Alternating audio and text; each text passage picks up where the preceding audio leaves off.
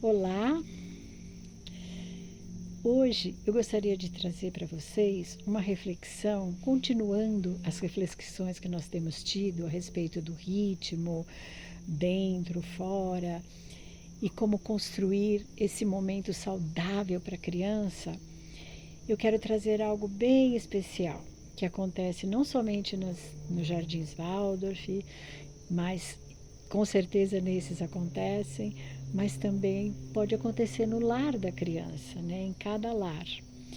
E esse momento, ele ajuda a criança a caminhar para o sono, ele acalma a criança, ele transporta a criança para um mundo completamente imaginativo, que já é aquilo que ela vive, né? Ela vive nesse sonho, nesse estado de sonho.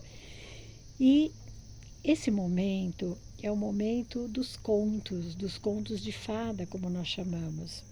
Não necessariamente eles precisam ser contos de fadas, embora os contos de Grimm sejam aqueles maravilhosos, onde nós encontramos mensagens incríveis. E muitas vezes os pais dizem, mas tem algo tão agressivo no conto. Mas nós temos que entender que esses contos, eles foram uma tradição oral, eles foram sendo coletados, né, de boca em boca, foi sendo contado, e os Grimm então coletaram esses contos. E eles trazem uma mensagem que não é só terrena. Então, quando nós escutamos algo, nós nos transpomos sempre para uma situação terrena. E nem sempre é assim. Nós sabemos que existem embates na Terra e existem embates em outras esferas também.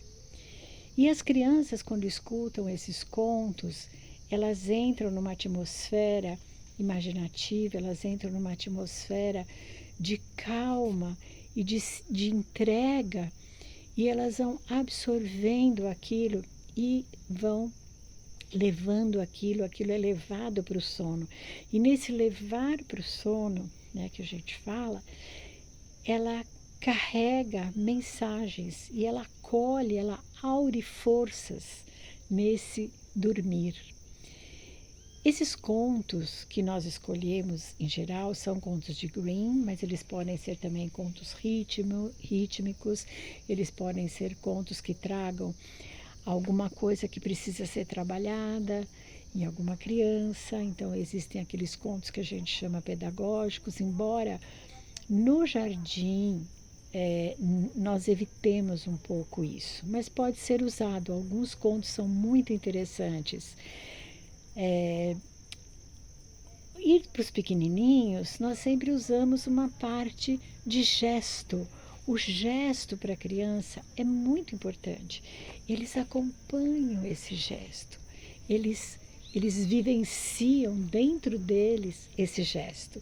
Então, quando nós falamos do sol que brilhava, ou do mar que a menininha estava vendo na praia, eles vão acompanhando esses gestos e dentro dele eles vão criando uma grande imagem disso que eles estão escutando. Esse momento de contar história, ele começa muito antes, na verdade, daquilo que a gente chama da contação. Existe todo um preparo do professor, da jardineira ou da materneira. Nós não lemos histórias, nós contamos, porque quando nós contamos de cor, nós contamos com o nosso coração, de coração. Então nós lemos algumas vezes, muitas vezes nós mesmos temos que superar alguma pequena dificuldade que nós temos com aquele conto, uma certa antipatia, e quando nós conseguimos superar, agora sim, eu posso contar, porque dentro de mim esse conto está trabalhado. E aí nós contamos. Só que quando nós contamos, nós criamos também um ambiente, uma atmosfera. Então, em geral, é no final da manhã, as crianças sentam-se em roda, uma velinha é acesa, algo é tocado. Nós tocamos em geral cântale, que é um instrumento que eu posso falar num outro momento e mostrar para vocês, que é um instrumento muito mágico, muito doce, muito especial para as crianças pequenas. Desde o nascimento, ele é muito suave e delicado e benfazejo para elas. E aí nós contamos. E aí nós nos despedimos. As crianças vão embora para casa e carregam dentro delas a imagem disso que nós trouxemos. Então, preparar um conto, mesmo com a nossa vida atribulada, né? Às vezes a gente fala, nossa, eu vou ter que ler. Tudo bem, em casa se você tiver que ler. Mas as crianças gostam de ouvir de novo e de novo e de novo. E cada vez que nós lemos o mesmo conto, mesmo que a gente esteja cansado de novo essa história, contem, porque eles vão levando para dentro deles. É como um alimento que eles precisam de um tempo para digerir. E esse tempo é o tempo que nós damos a eles repetindo muitos dias a história. Nós já falamos uma vez sobre isso, estou reforçando, e agora no outono, com essa luz maravilhosa, que gostoso sentar no fim de tarde, num gramado, ou estender uma toalha no chão e contar uma história. Não necessariamente precisa ser antes de dormir, porque às vezes as crianças já estão tão cansadas que nem escutam direito. E se eles dormem no meio do conto, que bom. Conte até o fim, mesmo que eles estejam dormindo, porque eles estão escutando.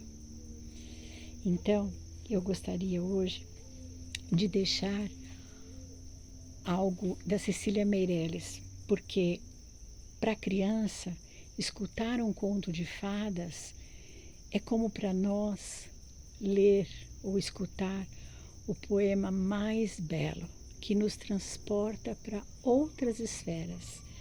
Então, eu vou ler esse pequeno poema da Cecília Meirelles, do livro Cânticos, que é um dos livros que eu mais gosto dela.